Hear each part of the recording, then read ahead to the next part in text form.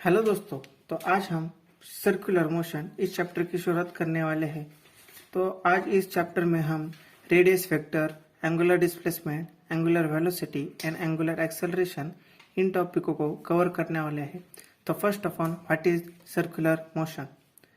It means that any one object move in a circular path, इसे ही हम circular motion कहते हैं। For example, Earth revolves around the sun.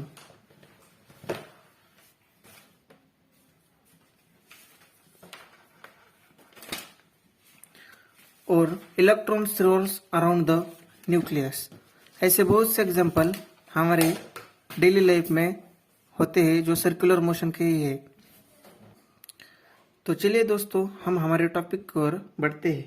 तो first topic है radius vector.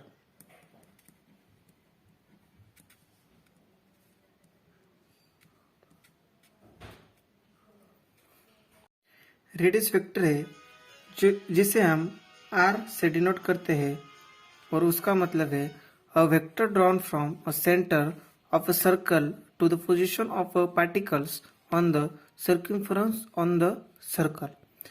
जिसका मतलब अ वेक्टर इज जो आर होती है वो सेंटर पे से सर्कम्फरेंस ऑफ द सर्कल तक मापी जाती है। इसे ही हम रेडियस वेक्टर कहते हैं। जैसे कि एक सर्कल है और उसके सेंटर से हम सर्कम्फरेंस तक जो मेजरमेंट लेते हैं उसे ही हम रेडियस वेक्टर कहते हैं। और इसमें जो इम्पोर्टेंट नोट है वो है कि radius vector has constant magnitude but variable direction.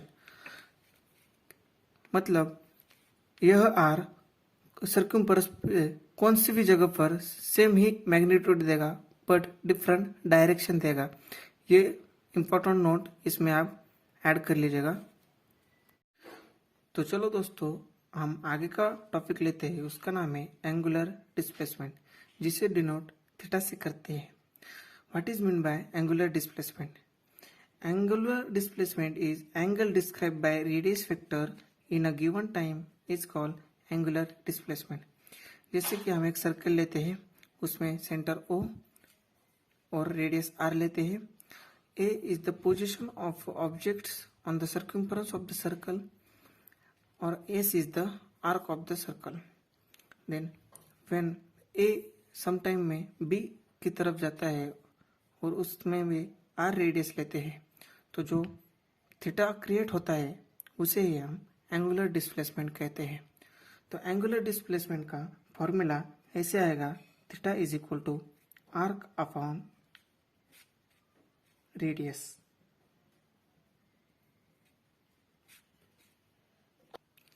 Arc coordinate S से किया जाता है और रेडियस को आर से। So theta is equal to S upon R. यह फॉर्मूला निकल आता है। इसका यूनिट रेडियन है।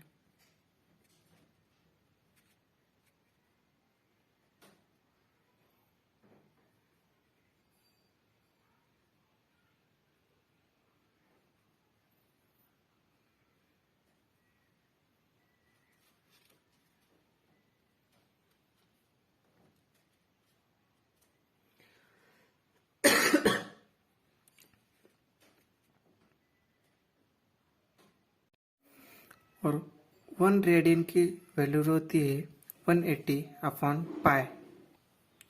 तो चलो दोस्तों, हम आगे बढ़ते हैं और आगे का टॉपिक है एंगुलर वेलोसिटी। और इसे डिनोट ओमेगा से करते हैं। तो what is mean by angular velocity? Rate of change of angular displacement with respect to time is called angular velocity. Rate of change of angular displacement with respect to time is called angular velocity.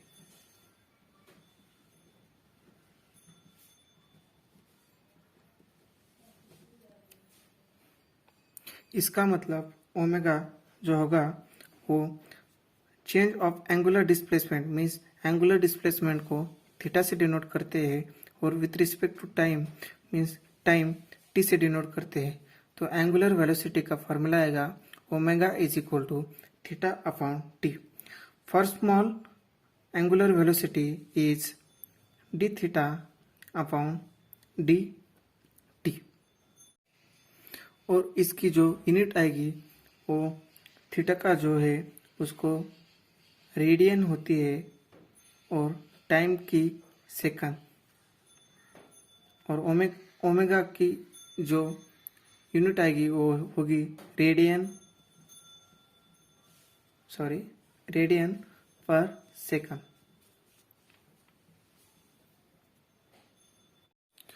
तो चलो दोस्तों हम आगे के topic की ओर बढ़ते हैं जिसका नाम है एंगुलर एक्सेलरेशन, जिसको डिनोट अल्फा से किया जाता है। Rate of change of angular velocity with respect to time is called angular acceleration. मतलब जो एंगुलर वेलोसिटी रहती है उसके रिस्पेक्ट में जितनी टाइम होगी उसे ही हम एंगुलर एक्सेलरेशन कहेंगे। इसकी alpha is equal to angular velocity जिसको डिनोट हम ओमेगा से करते हैं और टाइम जो टी होता है। तो जो अल्फा का फॉर्मूला निकलेगा वो होगा alpha is equal to omega by T और उसकी यूनिट होगी एंगुलर वेलोसिटी को हम रेडियन पर second and the time is measured in second. So unit of alpha is radian per second square.